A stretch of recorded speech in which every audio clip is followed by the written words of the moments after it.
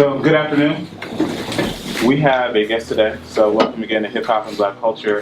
Mr. Byers, Marc Byers here. Our guest today is, many people look to Philadelphia as a key cultural city, both because of its music output and because of the influencers who have come from this city. Mr. Byers has been instrumental in presenting them to the world. He's worked with some of the biggest names in the entertainment industry, everyone from Michael Jackson to Justin Timberlake to Jay-Z to Idris Elba. The list goes on and on. So he's going to share some of his insights today, share some of his career, maybe take some questions from you all and the like, and all of that. So without further ado, Byers. Thank you. How's everyone? How's everyone today? So, I'm a Philadelphian and, I started off throwing parties here. And, I was approached by a group consistently about managing them. I didn't know what I was doing, so I didn't even think about doing it for a long time. But they just kept coming, and I tried it. And next thing you know, these guys are in a deal in 6 months, which was, to me, was record time because I didn't think I could get them a deal to begin with. So, so through that, I started realizing that in order for me to make it in this business, I needed to connect to the right things and the right people. So over time, I just made sure that I went to every place that I could possibly drive to that the business kind of showed its head. So then I started representing some producers, and through that, really started getting some traction because the first act, like most people, I lost it almost instantly because I didn't know what I was doing. So I took a crash course in that. I learned from that experience and moved on. Then realized that most of the talent connected to producers. They may not have connected to each other, but for some odd reason, they all connected to producers.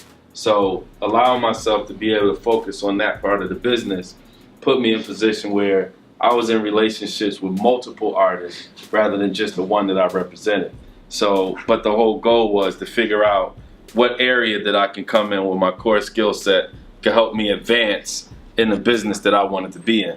So, kind of moving through this phase of production put me in the room where I could work on the Chris Browns and the Ushers and the Justins and all of those guys. But had I been with one act, and first the producers, I may not have developed these relationships this way and this fast, because we spent an exorbitant amount of time in rooms together. We got a chance to know each other beyond just the artist or just me representing someone. Just a real, true connection to understand what people are about. So, as things progressed, ended up working at Atlantic Records in A&R. That was 93 to about 95. But realized that through that my course was going to be driven by someone else because I couldn't actually get act signed. I could actually manage the things and work on the things that they wanted to sign, but I wasn't empowered to sign anything. And I realized that if I'm going to be an opportunity for my city, I can't be connected to this opportunity and not be able to connect them. So one thing leads to another. I ended up really deciding that this is not what I wanted to do. So I took one more artist from Philly to the label. They turned it down again. I got a call from the publisher, which is the person that really oversaw the songwriting portion of their rights. Said, look, why don't you just get this guy and see if he'll let you take it to another company. So I tried it. He said yes. Called her back. She said, I'll give you a call in about 2 or 3 days. So when she called me back with Jimmy Iovine on the phone. He's like, look, I love what you did with the project. I want to see if I can fly you, your lawyer out, and the artist to see if we can make a deal happen.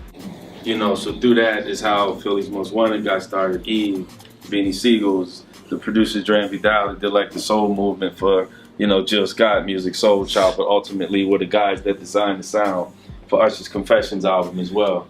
But, like the reason why I'm kind of like going this course is because the whole art of it all is making sure that you connect to positive opportunities for growth. You don't have to connect with your friends on business. You don't necessarily have to connect with people that you adore, so to speak, for business. But if you guys can come to a common ground of understanding that our goal is this, and they do something different than you. You might be good at marketing, this person might be good at sales, Another person might be good at admin. Another person just might be a smarter, more savvy person to like actually generate revenue for the company. But all of those skills combined like create a good group, you know? So you could use like, even like LeBron James's team. These guys came in, you know, and they were assisting the process and learn how to like find a role. So one guy ended up being, you know, taking a route to be an agent. Another guy was more core management based. Another guy was more, you know, operationals, working at, you know, a basketball company. But through it all, like how you connect to things and why you connect to things can either progress you or it can set you back. You know, you ever like deal with somebody on a repeated basis and you're like, yo, this just doesn't go anywhere. You know, that's letting you know that you're supposed to disconnect from that. You know, because time is the most valuable commodity that you have besides how you think. You know, so if you allow people to like waste your ideas, waste your time, if you waste your ideas and your time, then the opportunity to connect the scale becomes less. So it's about really representing and understanding the things that count the most is efficiency, you know, and knowledge. You know, figure out ways to get in rooms with as many people as possible that know what you don't know, that's done things that you haven't done, and stop really like depending on your friends sometimes because it's comfortable and they're kind of agreeing, but it's no real understanding from experience. So, you know, I want to kind of like give you guys some examples like where now what I'm doing is like I'm connecting corporation to culture, but I'm also sitting in between like the representative of the talent and the CMOs of the corporations to make sure that both parties really understand what each goal is, but how each one of them are actually going to get there. You know, rather than one person be super heavy-handed on one side and not really care, I'm in the middle fighting for both parties to make sure that the goal is met. So at the end of it, we can potentially do it again. So right here is a gentleman by the name of Albert Woodfox. As you can see that Albert Woodfox spent 43 years in jail. At this point, it was 44 by the time, you know, we actually worked on this project. I was brought in by my cousin that ran Art for Rights for Amnesty International. And the key was that they were writing letters and doing all sorts of press and events to try to figure out how do we get these prisoners out of jail around the world. So what happened was we went to New Orleans. They set up an art exhibit, which this is not the exhibit, this is just a wall mural. They set up an art exhibit for one day. And the one day was supposed to be about how do we take over the media, how do we take over the messaging that's out there. So, you know, my job was to come and figure out how do we amplify the campaign? How do we do things that unconventional in the foundation space to drive messaging to culture to make sure that it connects and hits to make sure that we penetrate? So, you know, this man again, his name is Albert Woodfox. He was a part of a group of guys that they called the Angola Three. These guys were pretty much punished for almost 4 decades, well really 4 decades by the warden. And he sat on solitary confinement himself for 44 years. Imagine, like 44 years in prison is one thing, but 44 years in solitary confinement is something altogether different. So, you know, my job is to figure out how do we take this and make sure that we organically kind of penetrate to make sure that we actually see some results from this. So, so what I did was, because he was from New Orleans, it was being held in New Orleans, you know, we went out and commissioned the social media of some of the top New Orleans talent, be it Lil Wayne, the Manny Fresh, you know, DJs, other artists, things like that, really, because we understood that we could move stronger than the newspaper. So what we were able to do was get 7,500 people to one event in one day to see an art exhibit. It was artists from around the world that came in and painted all sorts of social justice art. But the beauty of it is that we got so much media. It was a little over 600 million media impressions for this campaign, you know, for this one day. So, you know, believe it or not, this man walked out of prison 2 months later. You know, so the reason why I'm giving these like far-fetched examples of connectivity is that, you know, in order for you to really grow, and help people, you got to make the right connections. It has to be sound decisions and not emotional decisions, because you'll end up moving yourself and other people backwards. You know, absorb whatever the opportunity is in front of you and think about it, because no one can make you answer them right now. Think about everything that's being said, listen really well. After that, talk to necessary people if you have to about what it is and figure out, how do I make this connection, or how do I disconnect from it, you know, and make sure that my life is moving smooth and so is everyone else's. So if there's anyone in here that wants to ask any questions or whatever, I didn't come in solely just for music, you know, just came in just to connect with you guys. I wanted to ask you, like, how do you navigate spaces when you are basically have limited to no resources or access to those spaces? Well, you actually, you navigate within the space that you can control. You know, when you look at, if you're talking, you know, even early music, you can take your neighborhood before you try to take the city. Those are your easiest resources. Those are your most efficient resources. They're going to cost you the less money to actually activate those people. So even if you're just doing a party here, a cookout there, you might perform a song there, but you're really starting to build this energy amongst a culture of people, then it's going to get infectious and move to the next neighborhood. So it's about making sure that you utilize what you have and not look at what you don't have as the resource. You could build to that. Deal with what you have. Stay within the circle of what you have and build upon that. When you work, do you love the process or the result, and why? I love all of it. You know, I love the process because I realize that the process produces the result. You know, and the goal is always to make sure that people win from this engagement, whatever we're doing together, that the experience of it all and what you got out of it is a win. When do you start considering yourself or seeing yourself as a brand? When it's proven to be able to attract capital. You know, I feel like everybody says that they're a brand, but, you know, Nike isn't Nike until people buy it. You know, so I feel like it's become this common thing that people consider themselves as, you know, it's just my brand, my brand, my brand. But in the reality of what a brand really is that people connected to it to purchase.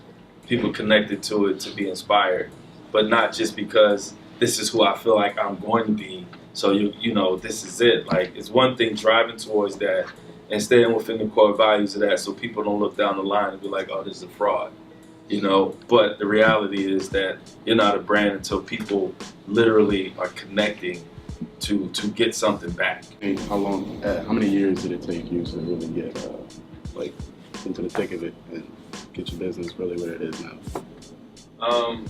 It took me about 3 years to figure it out, to be honest. I still don't totally know where it's going.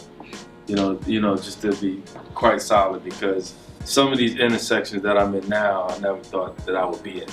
You know, but it all like kind of derives from doing the right thing where you are, you know, and making sure that people speak very highly of you in the right places. So, you know, it's a course, man. Was there any point in your career where you doubted yourself, and when you did, what did you do to keep yourself focused? I think everybody, you know, you're human, you're gonna doubt something, you know, but you gotta stand tall, you know. If you jumped off that cliff, be willing to make that crash. It just is what it is, but stand up, you know, and it's about thinking, being realistic with yourself about what you're doing, and is it possible for you to achieve this goal? Meaning, do you have the resources around you that can help you make that possible? Do you know what you're doing to get there? Do you know what it looks like? Do you know what it feels like? Do you know the type of people that need to be involved? And at that point, it becomes easier. But all of this stuff, like, you progress through having progressive relationships. You know, it's got to be people on the mindset of you. It's got to be people that are driven the same way as you. Not necessarily the same skills, but definitely that drive and that goal. It's got to be common. Oftentimes, like, people in Philadelphia, like, they say, like, it's a hating city sometimes. So I want to know, did you feel the vibe of, like, did you have more success in a different city versus Philly, or did you not catch that? I mean, that type you're gonna catch it regardless. Like, you know, Philly is a talent town, not an industry town. So a lot of times it's about someone figuring out, how do I eat off my talent? You know, and if you're not able to figure out how you eat off your talent, which most people don't, then it falls into this uncomfortable space of, I don't necessarily want to see you make it because I'm not sure that I can.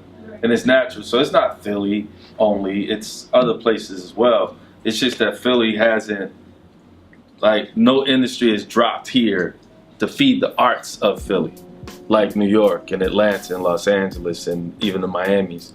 You know, their media companies are proactive in the growth of the arts in those cities, which is not here. You know, we don't have Comcast figuring this out. You know, how are they even in this room? It's not happening. But if you go to, you know, Atlanta, for instance, CNN is figuring out how are they in these places. Other networks are figuring out how they're in these places, and they're building out, you know, urban content to make sure that they're engaged and they're invested in this audience. So, you know, kind of is what it is, but you got to take that, you know, and you got to allow that to build you energy to win, regardless. How was that transition from like having like Philly's Most Wanted, like you seen them like being a young group, and then them becoming successful and having like a #1 record and like being a success as far as the music industry? How was that transition for you and dealing with them? Before dealing with them, I had worked at Atlanta. Mm-hmm. So I understood what it took to actually make that work. You know what I mean? I just wasn't their manager. I was pretty much a deal broker for them and ended up management over time. You know what I mean? But that was knowing that all of the components were going to work. You know, I went back to where I worked, you know what I mean, and put them in the system that I knew. I knew the staff. I knew how they worked together. We got along really well, and we just pushed the project through. So like, it's in vogue now for corporations to throw money at culture, and like everyone's saying they're doing things for the culture. And I see not only you facilitate these connections, but you're really adamant about protecting the culture too. How do you go about protecting the culture, especially when there's so many people who want to prey on it and just use it because it seems to be the thing to do right now? Because the goal's got to be on paper. You know, it's one thing letting companies in, but it's another thing making sure that like the mandates are laid out in regards to what the goal is, you know, and those goals gotta be on paper, you know. So it's a double-edged sword. It's like we need companies to spend money in neighborhoods, but at the same time, they need to spend money where it's necessary for the neighborhood to grow. It's like bringing real resources to the neighborhood instead of, you know, you show up and you're on the back of a backboard and okay, now what? You know what I mean? Yeah. You know, they need to be pulling up with books and computers and everything else. But, you know, those things that happen, you know, when people show that they're more willing to work together than apart. You know, I'm not sure if you guys are into politics and everything, but, you know, if you saw Atlanta's mayoral race over the last probably 5 days and just really see how, like, the arts and culture and business community came together to make a decision for what they thought was right for the city and how to protect the arts and what the city has grown into. You know, to watch all of those people with common goals kind of rally together in the 11th hour to pull off a win, it just shows that people win better together, you know, than apart. And this has nothing to do with color. It has nothing to do with age or any of that. It has everything to do with why take a route to be less progressive, you know, than to have the stress on yourself of moving in a direction that you know is going to be a ridiculous fight for no reason. Got it. So I know you spoke on social media being both a tool for someone's destruction and a utility for their upbringing. But in what aspect would you say that in a person's, like, if they're trying to build a career, build a business brand, something behind it, what aspects of it would make it both negative and positive? Well, if you want people to look at you, you know, green, then do green things. You know what I mean?